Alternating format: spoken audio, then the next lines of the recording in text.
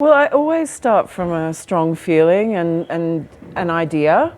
And I guess the idea for this was, I was really disturbed by the level of violence in the world and just watching things on a world stage play out. And I wanted to tell a story about love and how, ask the question, is it possible to love in darkness? And I guess the Nightingale kind of came into being through those ideas.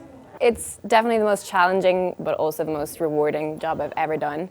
And I remember writing to Jen before I had actually got the part, being like, "I swear to you, I will give you everything." And so she I did. was, She absolutely I was did. willing to just have Jen push me as far as it needed to go. But yeah, it was exhausting, but that's what it needed. If you're that committed to truth, as I think we both were for this story, you have to spill your guts to a certain extent. So, and it wasn't faked. I mean, we were in the wilderness, and it was cold, and Aisling was in a river, a very dangerous river, and so yeah, it was. I mean, hats off to her. It's an incredible performance. It was extremely tough for me to make this film. I can't lie. It was the hardest thing I've ever done, emotionally, physically, but something called on me to tell this story, and I had to follow through, and now I'm really enormously proud of it.